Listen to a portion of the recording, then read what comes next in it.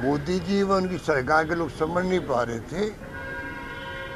जो बॉर्डर पे लोग बैठे हुए थे, पंजाब बॉर्डर हो, हरियाणा बॉर्डर हो, राजस्थान बॉर्डर हो, पर वो किसान एक प्रकार से पूरे देश के किसानों को रिप्रेजेंट कर रहे थे, उनकी भावनाओं को रिप्रेजेंट कर रहे थे। वो समझने में ये सरकार फेल रही। इसी कारण से एक साल गुजर गया और ये संघर्ष चलता रहा, सैकड़ों किसान मारे गए।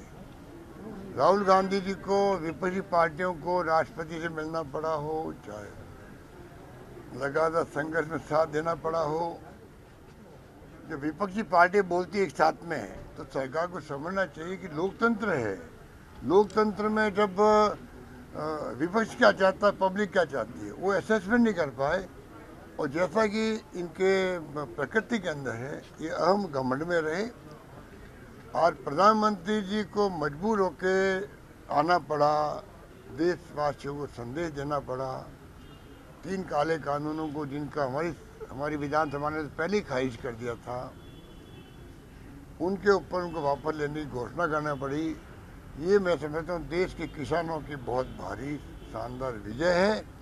मैं अपनी ओर से, प्रदेशवासियों की ओर से किसानों को बहुत बहुत बधाई देता हूँ। उनके संघर्ष के व्यक्तित्व को सलाम करता हूँ और उम्मीद करता हूँ ये एकता जो किसानों की बनी है, ये अन्नदाता है। और भविष्य में भी सरकार, जैसा भी अध्यक्ष जी कह रहे थे, जो वादे इनसे किए हुए हैं उस पर ज़्यादा ध्यान देगी। कब इनकी इनकम दुगनी होगी, वादा तो वो था, और 3 काले कानून लेके आ गए जो उनको बर्बाद करने वाले थे। और ये आभास हमें कल रात को मिल गया था, जब यूपी के अंदर अगर मान लो प्रधानमंत्री 3 दिन जाके डेरा डाले, आज से ही चुनाव जीतने के लिए प्रधानमंत्री खुद जाए, और उनके जो राष्ट्रीय अध्यक्ष जेपी नड्डा जी, पूर्व मुख्यमंत्री राजनाथ सिंह जी और केंद्र के गृह मंत्री अमित शाह जी, 3 लोगों को वहाँ पर जो जिम्मेवारी सौंपी गई है संभाग वाइज बूथ मैनेजमेंट की, उससे अंदाज लगा लीजिए कि ये आज का फैसला भी यूपी चुनाव को देख के हो रहा है। उनको मालूम है कि अगर यूपी में चुनाव हार गए तो फिर 24 के अंदर इनको सपने आएंगे कामयाब होने के अंदर। ये एहसास इनको है भली भांति। देश के किसान इससे जीते हैं और मोदी का अहंकार हारा है।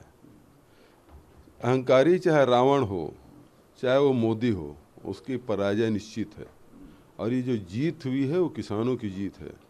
साल भर से ऊपर किसान आंदोलन कर रहे थे और पूरे देश के किसानों को कभी ठलुआ, कभी आतंकवादी, कभी चीनी समर्थक, कभी पाकिस्तानी समर्थक, क्या क्या उनको नहीं कहा गया भारतीय जनता पार्टी के नेताओं के द्वारा।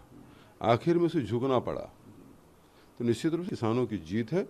पूरे देश से मोदी जी को माफ़ी मांगना चाहिए, किसानों से माफ़ी मांगना चाहिए, पूरे भारतीय जनता पार्टी को माफ़ी मांगना चाहिए। 600 किसान जिनकी मृत्यु हुई, लाखों हजारों लोग जिन्हें प्रताड़ित किया गया, उनसे माफ़ी मांगना चाहिए और उनको मुआवजा मिलना चाहिए। और राहुल जी तो पहले से बोले थे कि ये तीनों कानून वापस लेने होंगे, और सबसे पहले ट्रैक्टर रैली राहुल गांधी ही किए थे। हम लोग किसी कानून के खिलाफ में विधानसभा में प्रस्ताव पारित किए, आज तक कि वो बिल राजभवन में ही है, वापस नहीं आया। तो ये जो कृषि कानून है वो चंद मुट्ठी भर उद्योगपतियों के लाभ पहुंचाने के लिए था, और अभी केवल हरियाणा और हिमाचल प्रदेश के उपचुनाव हारे तब डीजल, पेट्रोल और 3 कृषि कानून वापस लिए।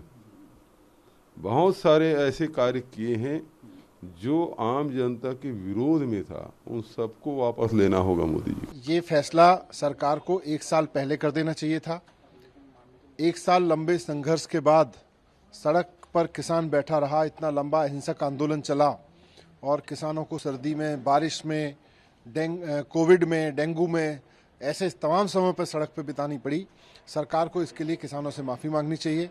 सरकार को उन तमाम किसानों के परिवारों से माफ़ी मांगनी चाहिए जिनकी शहादत इस आंदोलन के दौरान हुई है। सरकार को देश के तमाम किसानों से माफ़ी मांगनी चाहिए, उन तमाम किसानों से जिनको उन्होंने कहा कि इनको कोई समझ नहीं है खेती की, जिनको उन्होंने आतंकवादी कहा, जिनको उन्होंने खालिस्तानी कहा। यही लोग थे ना भारतीय जनता पार्टी की जो किसानों को आतंकवादी बता रहे थे। आज भारतीय जनता पार्टी के सब नेताओं को किसानों से माफ़ी मांगनी चाहिए कि 1 साल तक उन्होंने किसानों के साथ जो दुर्व्यवहार किया वो गलत था।